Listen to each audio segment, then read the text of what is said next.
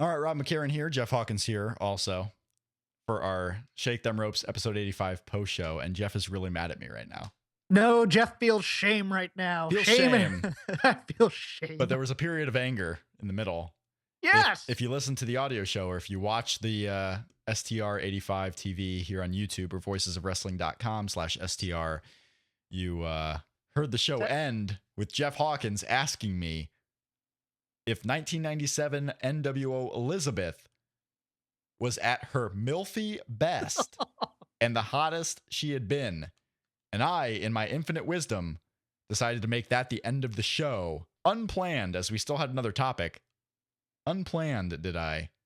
And then didn't answer until after you cut off the recording. Yes, she was her milfy best. Lucha Underground, Season 2.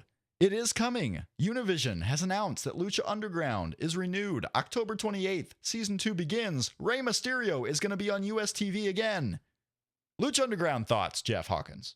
I love their show. I don't watch it nearly as much as I should, but you know what? I'm happy that, guys like Hennigan, Morrison, whatever, Mundo, whatever you want to call them. I just like more guys. I'm hoping, some of the really crazy spots make me fear for their lives, but they put on a very good product. And you know what? If they can bring more guys in, more Americans, more Hispanic wrestlers, maybe a few more Japanese wrestlers, hey, more power to them. I like them. More power to the Lucha Underground. Lucha. Well, now that TNA is going off the air, we need a number 2, so why not them or ROH? TNA is going to have to find something.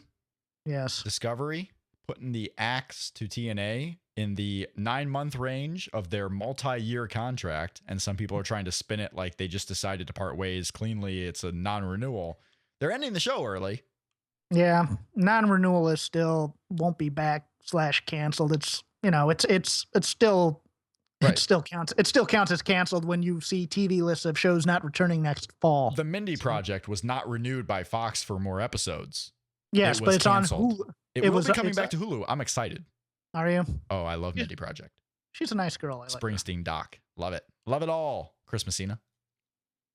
Is that his name? Chris Messina? The guy who plays her boyfriend on Mindy Project, who is also in the newsroom. He's awesome. I think Ike Barinholtz is still on there too. Ike Barinholtz is on the show as well.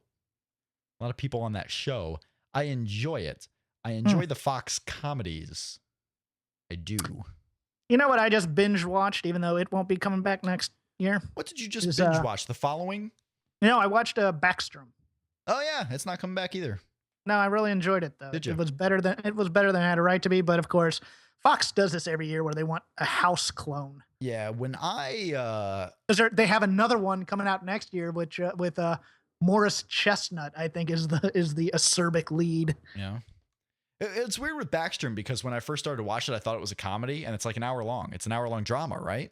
It's a comedy drama, kind of like a house. Yeah. It's a procedural with a cranky detective, pretty much. I barely have time for New Japan. I couldn't make time for a 1-hour show either. I just couldn't. Yeah. Barely have time for these Best of the Super Juniors matches. So you're watching any of the Best of the Super Juniors? No, I just don't have time. It's crazy. If you subscribe to New Japan World, right, every match of the Best of the Super Juniors is getting uploaded. Even the shows that aren't uploaded in full, you can still go watch just the Best of the Super Juniors matches. So, like the other night, they uploaded 3 of the matches from the entire event because they were the Best of the Super Juniors matches. You can watch the entire tournament. I have yet to get New Japan World. Right. Because I'm waiting for a better English interface. Interesting. Maybe we should split it. Little Shake Them Ropes account for New Japan World. Okay, I'm down with that. Give me the monies. Wait. We can split that in the UFC channel if you'd like. UFC. Who watches that anymore? Who watches UFC? That was a pretty good card on Saturday. You were at Don't Sweat the Technique, right? PWG? Yeah. Josh Barnett was there? Yes. Another guy you didn't book for the show? I never asked him. Yeah. Yeah, I know. You never ask anybody. I try not to bother. You get introduced to people and don't even know who they are. It's abominable. Look, it was LaToya Ferguson. I didn't put 2 and 2 together until after. Yeah. Sorry. No, it's fine. I get it. So I told you, and I started the Shake Them Rope show with this that I went to some of the Indy 500 events. I went to Carb Day on Wait, Friday. hold on. Wait, what did you want to say about Don't Sweat the Technique? You kind of just dropped it. No, I asked if you talked to Josh Burnett. Oh, no, I didn't. God, was Barnett there? He was in the front row. No, I know the horsewomen were there. I just wasn't sure if he was Barnett sitting next to the horsewomen. Was he? Okay, Yes. I'm trying to recollect because he may not have been sitting there the whole show, but he was there next to the horsewomen. I was in the worst seat, possibly the worst seat possible. Were you in the front row that show? I was in the front row, but I was at the corner by an aisle to get out of the arena. So every time wrestlers came over the top rope or anything, we all had to move chairs, and then you put them back, and then I don't have as much leg room, and I had a dude basically shoulder tackle me trying to get outside at one point, and everybody was like, "You gonna kick his ass later?" I'm like, "No, not really," because then I become the dick. So you just got to live with it sometimes, and that's the danger of front row when seats aren't nailed down. Is you may lose that spot. Yeah. You may lose it just because of crazy crap that's happening. But I'm remembering the good times. So I'm gonna still a fun show. So I go to the Indy 500. I'm there Thursday night. I'm there for the entire events Friday, where there was a 40-lap race, one of the precursors. I was there for a little bit Saturday. I want to put the over-under at 11 minutes. I want you to answer this question. How many minutes of racing, over or under 11, did I watch while I was at the Indy 500? Over, under 11 minutes. I'm going to take the under. It was 0.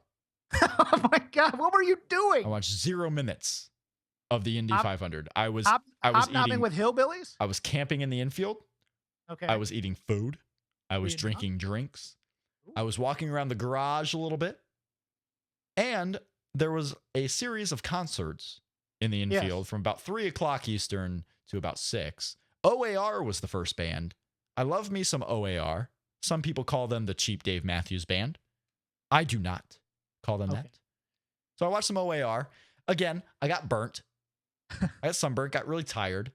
Went back to camping, slept early because I was exhausted, and then drove home Saturday. What gets me is everyone asks me when I tell them about it. I was at the Indy 500 Carb Day, and I was there for some of the events, and people ask, "Oh, are you going to the race on Sunday?" Which is a logical first question. But like, I had no interest in going to the race on Sunday. Like, I'll go to some of the events, I'll go to the concert. I have 0 interest in seeing stock car racing live.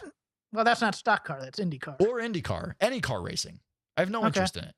So I did not go to the race. It's odd because Daytona and Indy are the 2 days I'll watch racing all day. I went to Daytona like in 93, I think it was.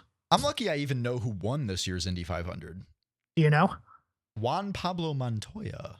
Very good. Will Power was second.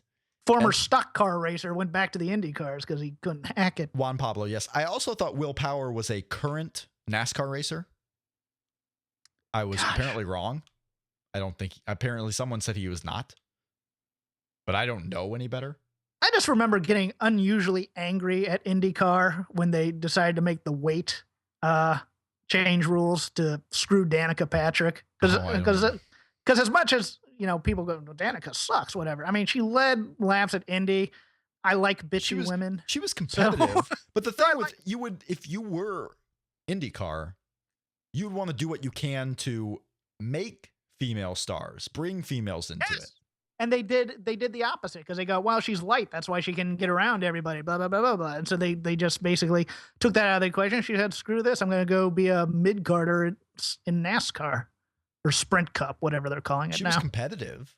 You know, she's competitive, which is more than some, most people. I mean, there are some people racing in the Indy 500 who would just never be competitive. Oh, I forgot. At that level. I forgot the woman who they used to tout her. There's another one in there now, but there was one. There was a woman named Sarah Fisher, no?